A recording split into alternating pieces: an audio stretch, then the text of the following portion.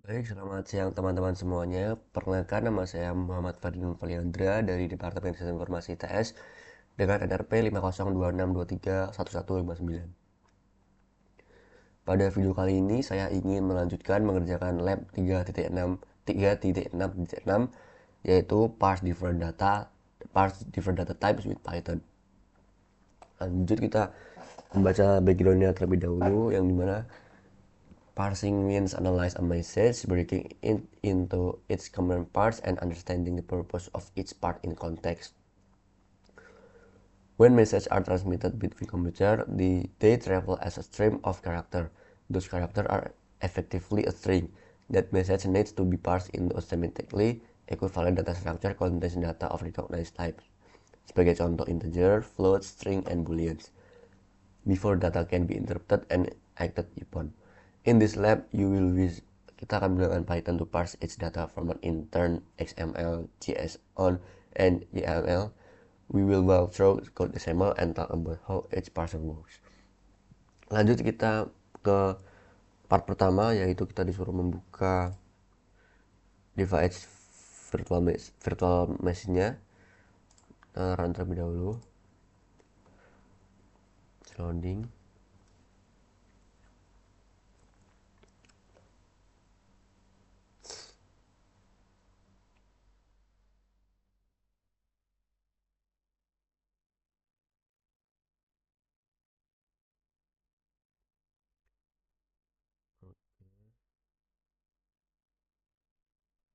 Tunggu terlebih dahulu.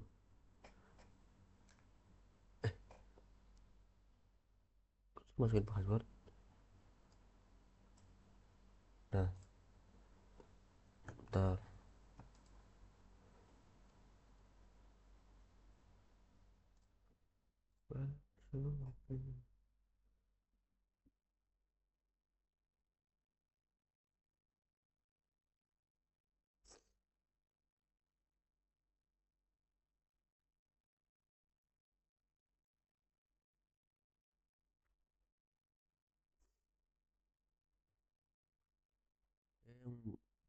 ke part 2 langsung, parse HTML in Python. Nah, pada part ini tuh saya hanya fokus dalam membaca dan mengekstrak informasi dari file XML menggunakan Python. Nah, file XML yang kita akan Python itu berada pada sini, labs.net src parsing. Kita langsung aja buka labs dan nah di sini berada di folder sini dan namanya adalah myfile.xml. Nah, kalau menurut saya ini myfile XML ini tuh itu kayak contoh format yang sering muncul di dunia networking atau API, misalnya netconf ya, netconf. Nah, tantangannya itu dari XML yang ini tuh kita sering memakai namescape-nya. Jadi kita tuh harus handle namescape itu supaya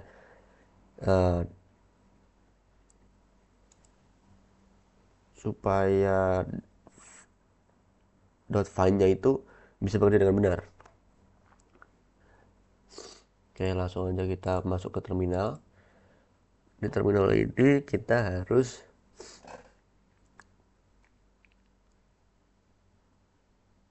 cd dulu nih.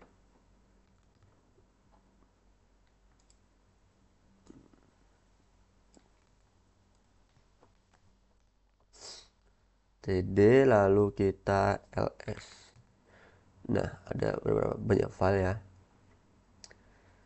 Nah, kita harus mengimport library yang kita butuhkan ya. Importnya itu ini. Kita langsung import saja. Duh, import array-nya mana?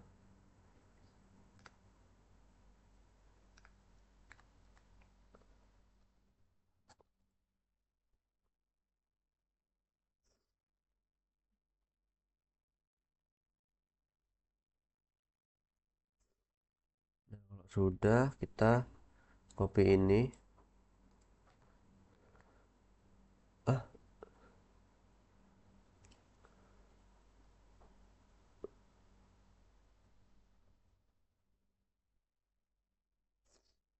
Next, use the parse function from at to parse the file. Then get root element with the get root function.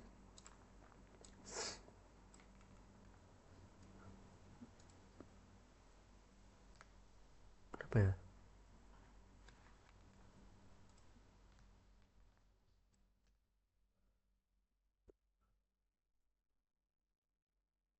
Coba saya tanya ChatGPT.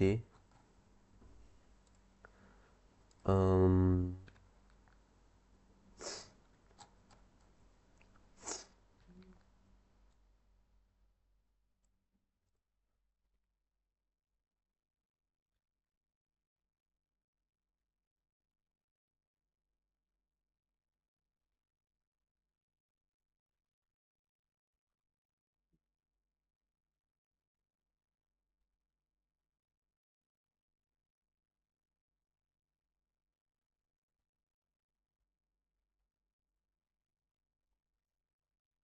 apa?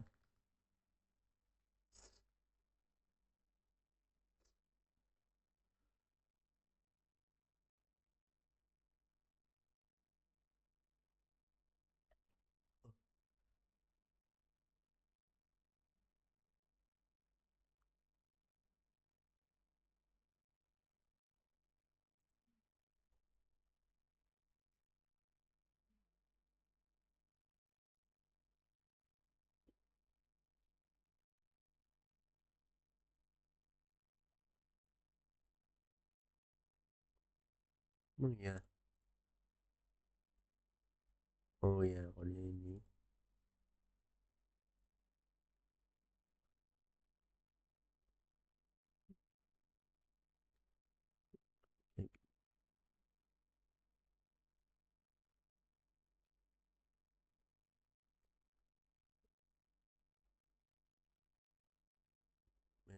Set.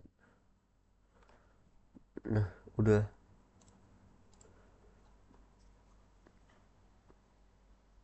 Default contains merge. The test option contains set. Hmm, berarti ini bisa diambil kesimpulan pada step 1 ini. Pertama kita membuat file yang namanya parse xml.py ini. Terus nanti diletakkan di lokasi di sini. Lalu setelah itu kita memparsing file my file xml ya, file xml. Kok enggak ya file xml ini? Oh ini, my file xml dengan elemen tree. Lalu kita menangani namespace-nya supaya pencarian tag itu tidak gagal. Lalu kita mengambil dari default operation uh, dan test option.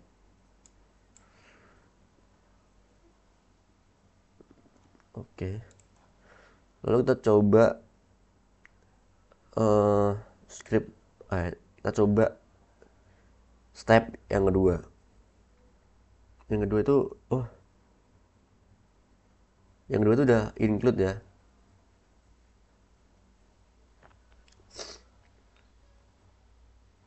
Nah, step 2 itu udah menyambung dari step 1.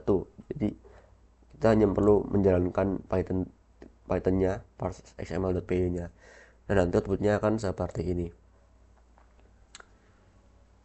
Nah, output the default operation contains ini itu menunjukkan bahwa proses parsing XML itu berhasil kita lakukan. Lalu pada baris pertama kode ini tuh berhasil mengambil nilai dari elemen default operation. Lalu yang default operation itu berisi text match.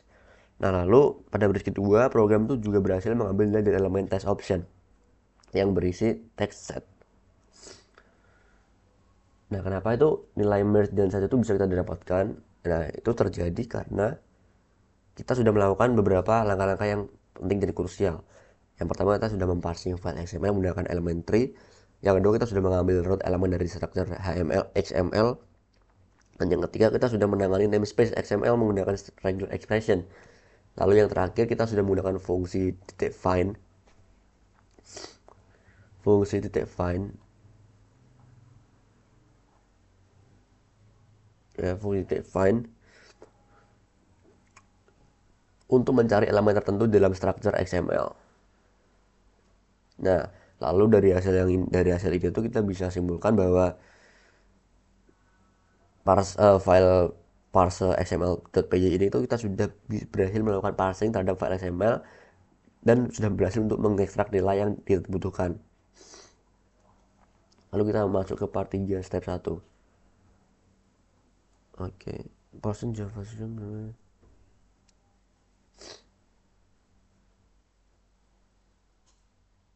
build a script, open the Parson.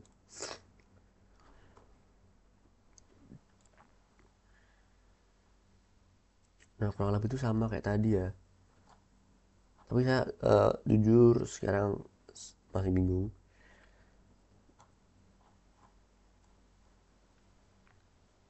Jadi saya coba tanya ChatGPT.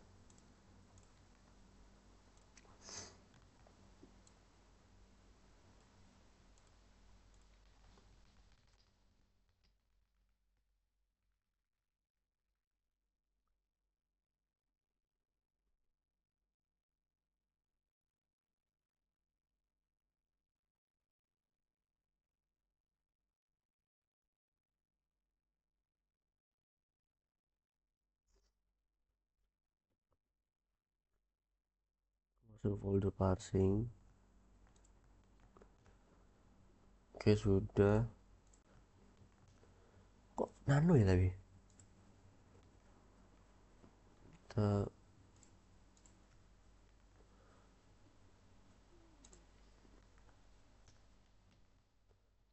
lalu kita jalankan.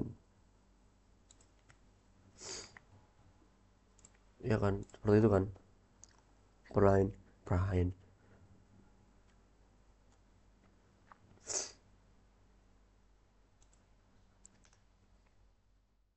Ah,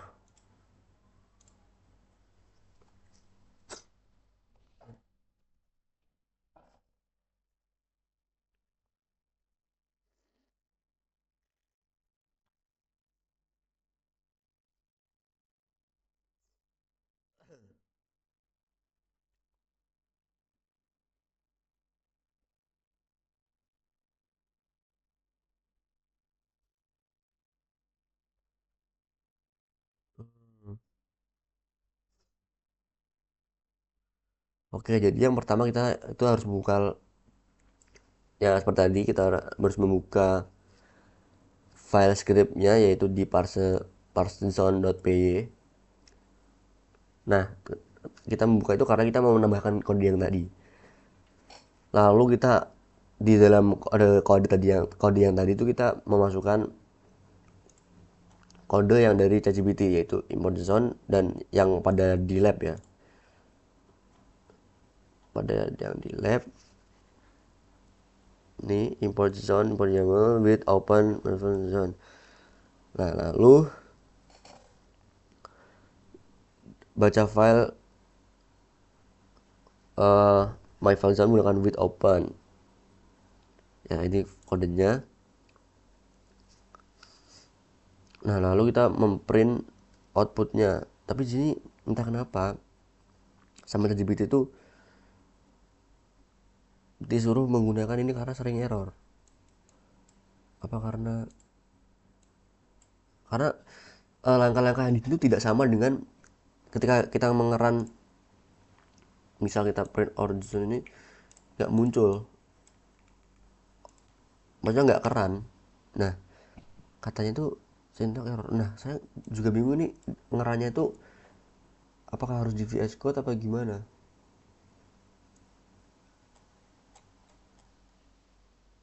Virtual tidak kan, tapi kenapa kita pakai cara-cara yang di sini tuh error. Makanya saya masih kebingungan. Run the script to print the JSON data and then modify it to print data of interest. Lanjut step 2. Di sini saya juga coba access dulu. Coba kita pahami dulu. Oh, ini melanjutkan yang tadi. Run the script to print. Oh iya, ini kayaknya melanjutkan yang tadi.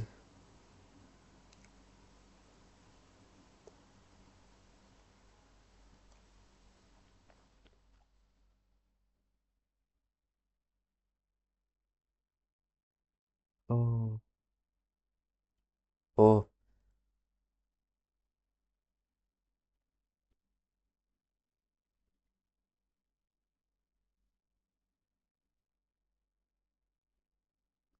oke, oke, oke, oke. Kita sudah mengeran. Kita juga udah menambahkan ini. Kita juga udah save dan run, dan nanti outputnya sudah muncul juga seperti ini outputnya. Oke, kita kayaknya mungkin akan mengambil kesimpulan pada langkah-langkah dari step 1 sampai step 2.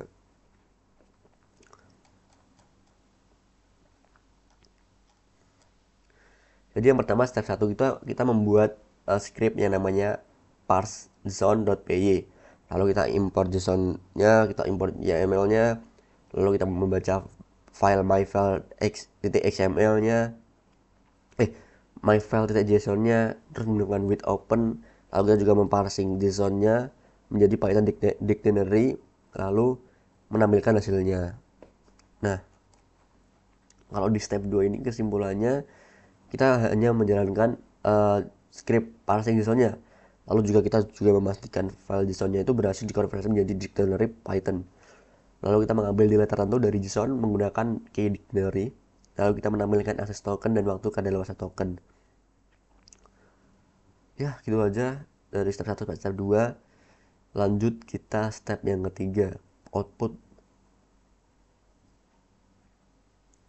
The parse zone data in YAML data format add script adburn.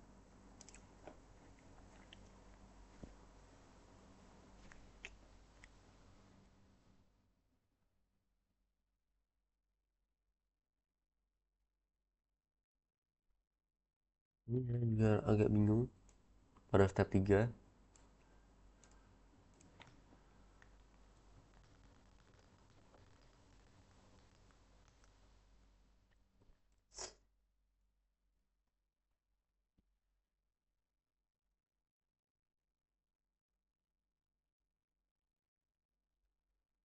Oh, kita membuka file ini lagi. Apakah kita harus menghapusnya? Oh tidak, kita hanya perlu menambahkan print ini.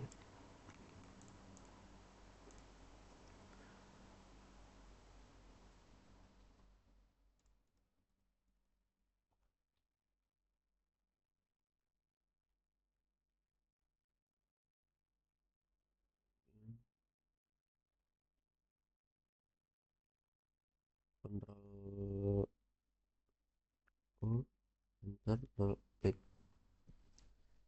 Lalu kita coba cd dulu ke sini. Lalu kita run. Duh, kok error?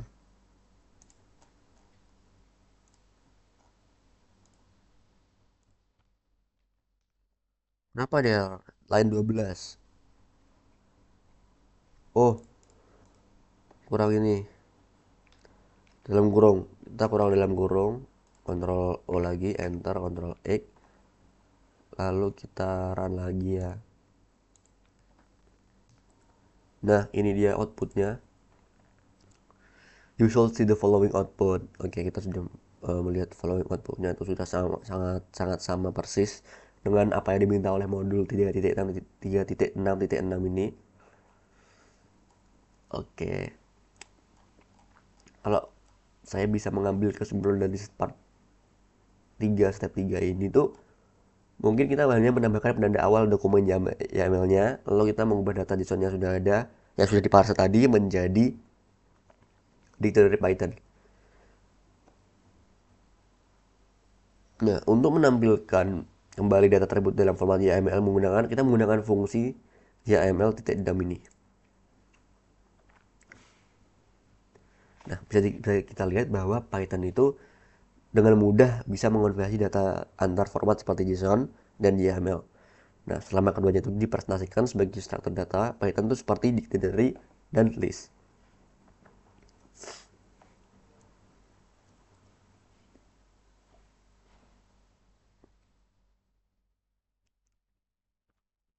Nah, kita masuk ke part yang keempat ya.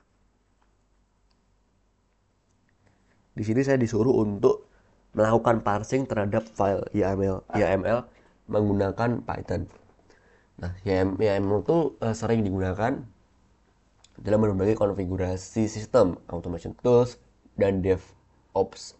Nah, karena formatnya itu lebih ringkas dan mudah dibaca dibandingkan JSON, pada lab ini file YAML itu file YAML yang digunakan itu adalah myfile.yml. myfile.yml yang itu sebenarnya sudah berisi data yang sama seperti JSON pada bagian sebelumnya, hanya saja dalam format YAML. Lalu pada langkah pertama ini kita disuruh untuk membuka ini file ini dan juga nanti terus mengedit kayak tadi ya.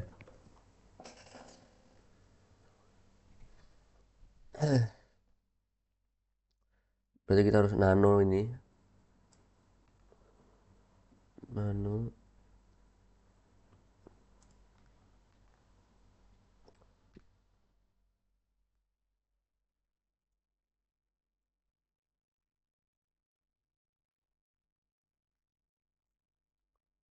Ya, kok nggak bisa?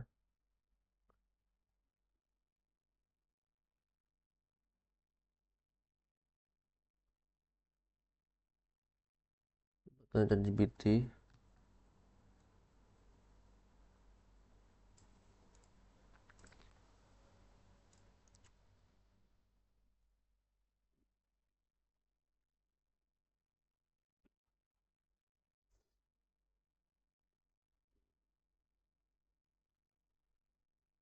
Oh kita, sudah ya, udah masuk. Oh tinggal nano doang ya. Oke, kita isi filenya tuh seperti sesuai yang pada ini, import JSON YAML with print. Kita hanya perlu menambahkan di bawahnya Ctrl O, Enter, Ctrl X. Lalu kita hanya perlu mengerannya, run the script to print YAML. Oke, sama tadi, sama seperti step part 3 ya, kita cuma hanya perlu merun. Cara run tuh adalah seperti ini. Nah, sudah sama akses token ZD bla bla bla bla bla parsing.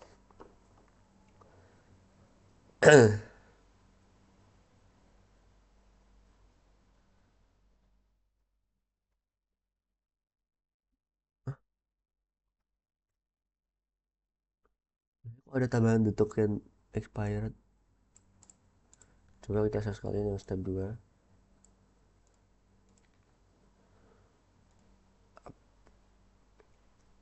Oh, kita harus nambahkan ini di bawahnya. Kita harus nambahkan file di bawahnya sih. Berarti kita buka nano lagi. Kita nambahkan di bawahnya ya. Kita hanya perlu menambahkan kan.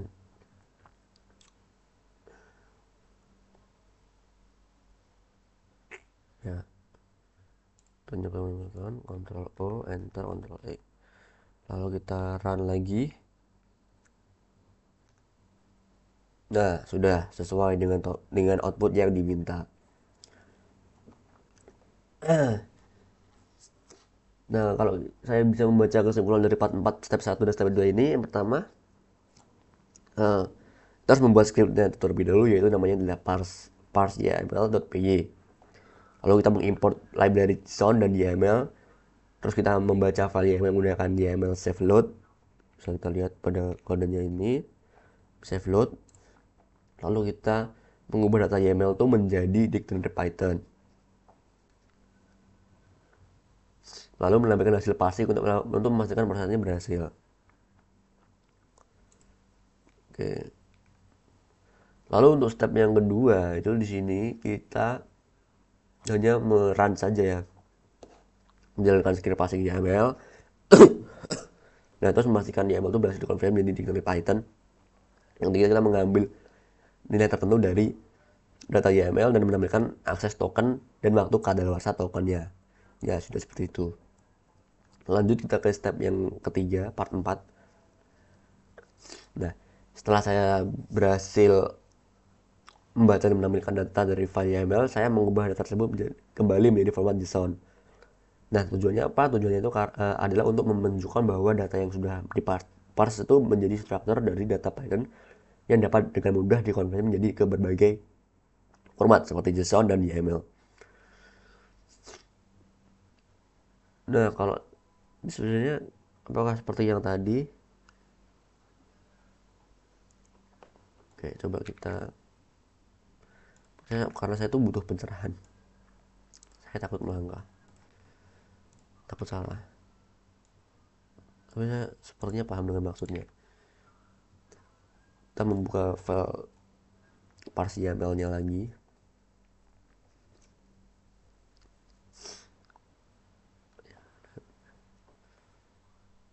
Nano lagi ya. Oke ya kan. Kita hanya perlu menambahkan